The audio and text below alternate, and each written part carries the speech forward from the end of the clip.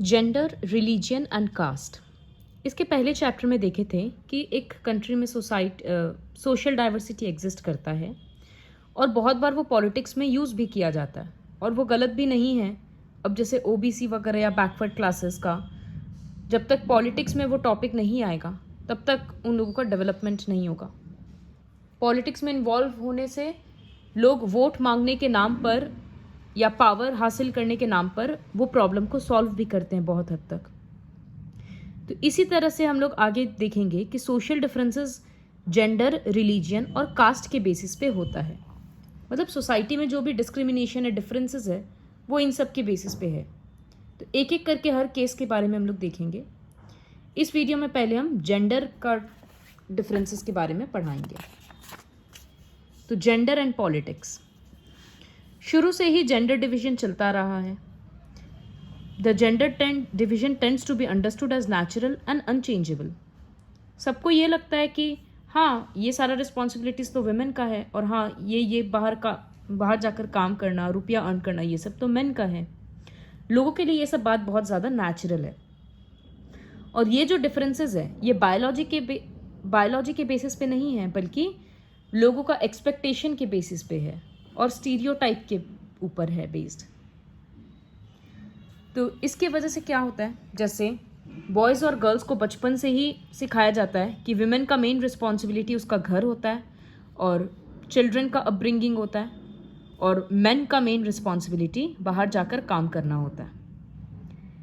ये किससे समझ में आता है? सेक्सुअल डिवीजन ऑफ लेबर से समझ में आता है। जो काम डिवाइड किया गया है वो समझ में आता है कि वो इसी आइडिया के ऊपर है, क्योंकि जनरली विमेन ही घर का सारा काम करती है, cooking, cleaning, washing, tailoring etcetera, और मेन बाहर जाकर काम करते हैं।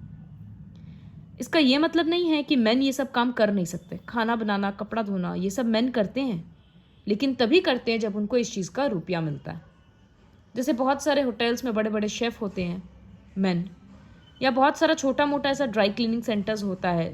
बहुत सारे कुक होते हैं जो इवेंट वगैरह में करते हैं, छोटा मोटा हलवाई बोलते हैं, वो सब मेन का काम मेन करते हैं, लेकिन उस काम के लिए उनको रुपया मिलता है।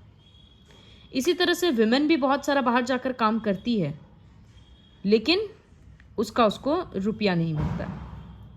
विलेज में जैसे पानी बाहर से लाना, लकड़ी कलेक्ट करना, फील्ड्स में काम करना, ये सब काम बाहर करती है, लेकिन उसका रुपया नहीं मिलता।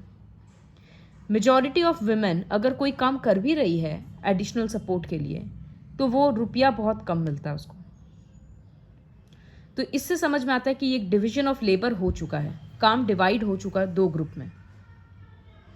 The result of this division of labour is that although women constitute half of the humanity, their role in public life, specially politics, is minimal in most societies.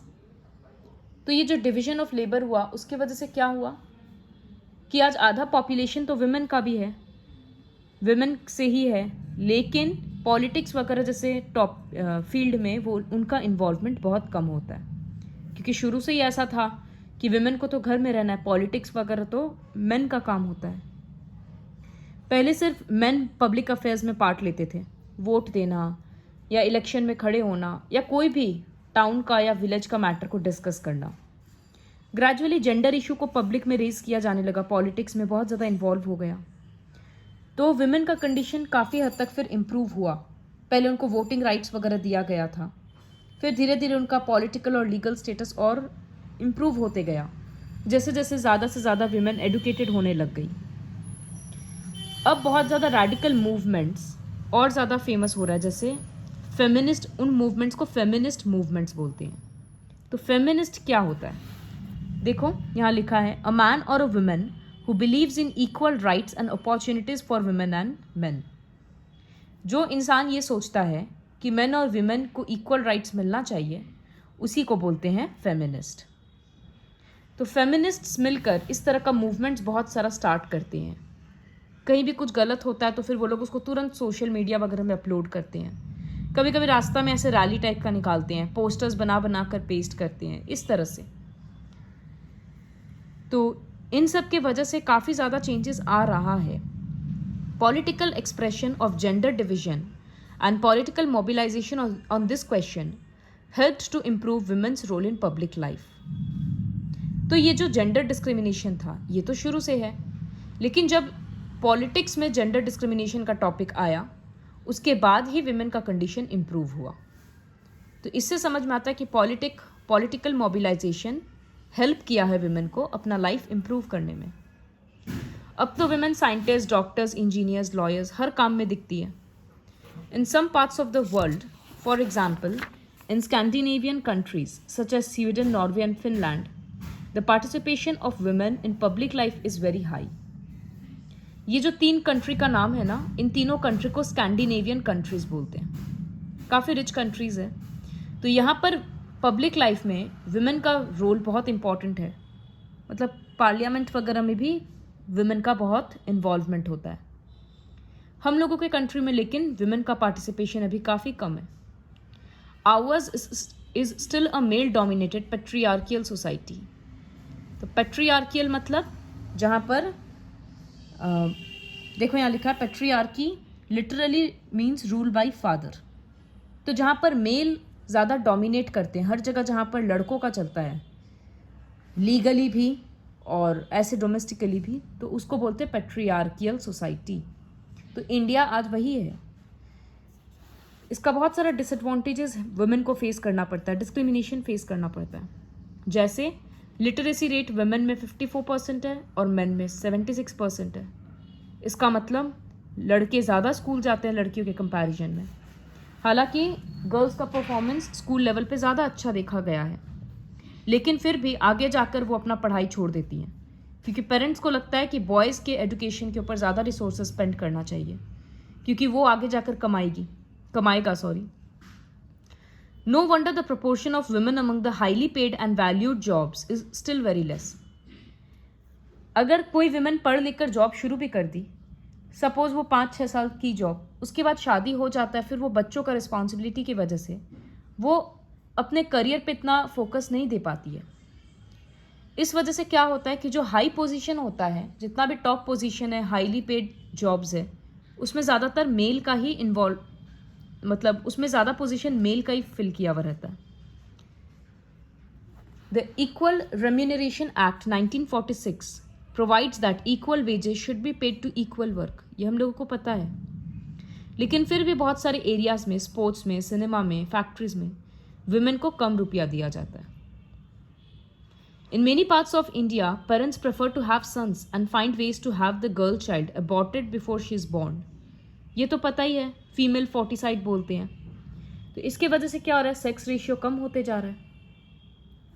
यहाँ पर दिख रहा है, ये इंडेक्स से समझ में आएगा। जो रेड एरियाज है, डीप रेड एकदम, वहाँ पर सेक्स रेशियो बिलो 800 है।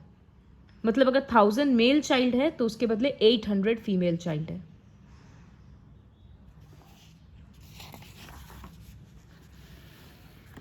There are reports of various kinds of harassment, exploitation and violence against women. Urban areas में तो ज़्यादातर तो विमेन के लिए बहुत अनसेफ हो गया है। इनफैक्ट वो लोग अपने ही घर में सेफ नहीं है, क्योंकि बहुत सारे घर में डोमेस्टिक वायलेंस वगैरह का केस सामने आता है, जहाँ या तो भाई या कोई भाई, चाचा, पापा इस तरह से बेकार में लड़की के ऊपर टॉर्चर करते हैं। Women's political representation, all this is well known. ये सारा इश्यूज हम लोगों को ऑलरेडी पता है।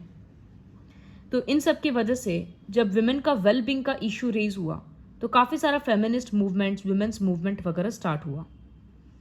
लेकिन सबका कंक्लूजन यही निकला कि जब तक विमेन को पावर नहीं दिया जाएगा तब तक ये प्रॉब्लम सॉल्व नहीं होगा।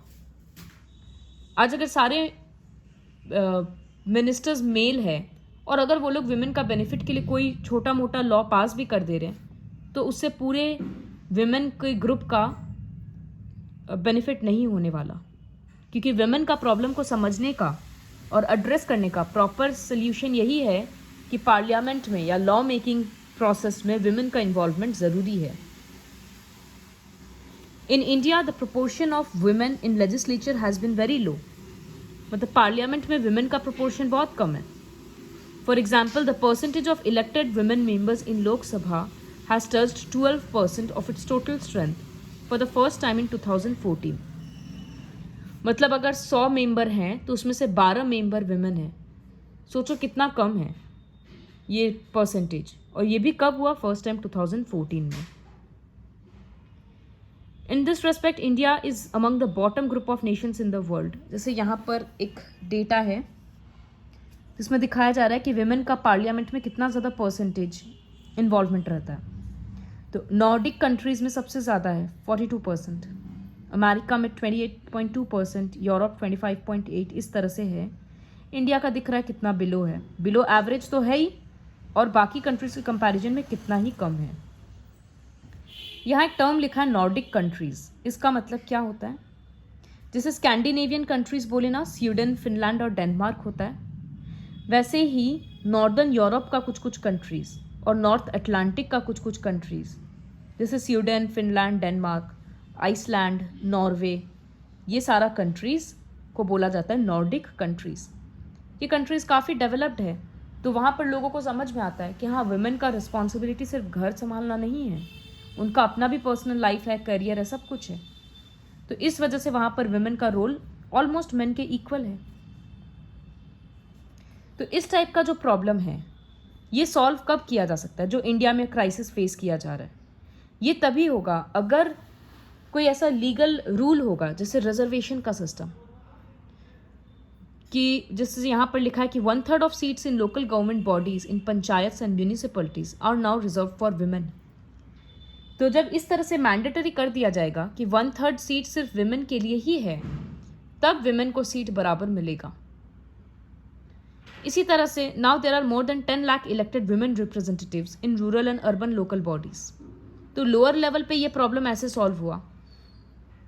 अब women's organization and activists have been demanding a similar reservation of at least 1/3 of seats in Lok Sabha and state assemblies for women. अब इसी तरह का डिमांड थोड़ा हायर लेवल पे किया जा रहा है कि लोकसभा, राज्यसभा और सब स्टेट असेंबलीज में विमेन के लिए भी इसी तरह से रिजर्वेशन होना चाहिए। काफ़ी दिन से एक बिल इस तरह से प्रपोज किया हुआ है, 10 साल से ज़्यादा हो गया, लेकिन इसके ऊपर कोई ये बिल आज तक पास नहीं हुआ। क्यों नहीं हुआ वो इसके थ्रू समझ में आएगा। ये कार्टून देखो, इसमें क्या है? हर गेट पे कौन है? एक मेल है, और ऊपर से मिनिस्टर्स क्या बोल रहे हैं? Don't worry, will find a way for you. Women को बोल रहे हैं कि चिंता मत करो, हम लोग तुम्हारे लिए एक रास्ता निकालेंगे। लेकिन सारा रास्ता तो हर एक मेल ब्लॉक करके ऑलरेडी रखा है। तो जो हाँ ठीक है सोल्यूशन निकलेगा, वो सिर्फ बोलने का बात है। जो मिनिस्टर्स हैं एग्जिस्टिंग, वो चाहते ही नहीं है कि विमेन का इन्वॉल्वमेंट हो, इसीलिए वो लोग उस बिल को पास नहीं कर रहे हैं। Gender division is an example that some form of social division needs to be expressed in politics. तो जेंडर डिविजन से क्लियरली समझ में आ रहा है कि कुछ कुछ डिफरेंसेस का पॉलिटिक्स में हाईलाइट होना ज़रूरी है, तभी जाकर जो डिसएडवांटेज्ड ग्रुप है उसको कुछ बेनिफिट मिलेगा। यहाँ पर एक काफ़ी इंटरेस्टिंग क्वेश्चन पूछा गया है, if casteism and communalism are bad, what makes feminism a good thing. मतलब हम लोग बोलते हैं इतने दिन से कि कास्ट के नाम पर लड़ाई झगड़ा नहीं होना चाहिए, या कोई अपने कास्ट को गलत तरीक़ा से यूज़ नहीं कर सकता है, या किसी भी कम्युनिटी बेटर नहीं होता है, कोई भी रिलीजन बेटर नहीं है, सुपीरियर नहीं है। तो फिर हम लोग ऐसे क्यों कर रहे हैं कि नहीं, फीमेल को राइट मिलना ही चाहिए। तो क्या फेमिनिज्म एक अच्छा चीज़ है? क्योंकि हम लोग तो यही मतलब हर जगह यही बोला जाता है कि सब इक्वल है, तो कोई एक पर्टिकुलर ग्रुप अपना डिमांड नहीं रख सकता है कि हमको ये चाहिए। तो why is feminism a good thing? Because casteism में क्या होता है कि एक कास्ट सुपीरियर है, ऐसा बोला जाता है। कम्युनलिज्म में ये होता है कि ये एक पर्टिकुलर आइडिया या एक बिलीफ बाकी आइडियाज़ के कंपैरिजन में बहुत बेटर है, तो लोग फिर अपना चलाने का कोशिश करते हैं। लेकिन फेमिनिज्म में ऐसा नहीं है। फेमिनिज्म किसी को अच्छा नहीं बोल रहा है, बल्कि फेमिनिज्म में ये आइडिया प्रमोट किया जा रहा है कि सब कुछ इक्वल है। तो यहाँ पर फाइट, फेमिनिज्म के टाइम पे जो फाइट है वो इक्वालिटी एस्टैब्लिश करने के लिए है। लेकिन हम लोग बहुत सारे जगह पे ऐसा देखे कि लोग रिलीजन के नाम पर अपना अलग स्टेट मांग रहे हैं, तो वो इक्वल थोड़ी ना राइट हुआ। इसी वजह से कास्टिज्म और कम्युनलिज्म गलत है, लेकिन फेमिनिज्म सही है। This is all about the involvement of gender politics, gender differences in politics. इसके बाद हम लोग नेक्स्ट में रिलीजियन और कास्ट के बारे में देखेंगे।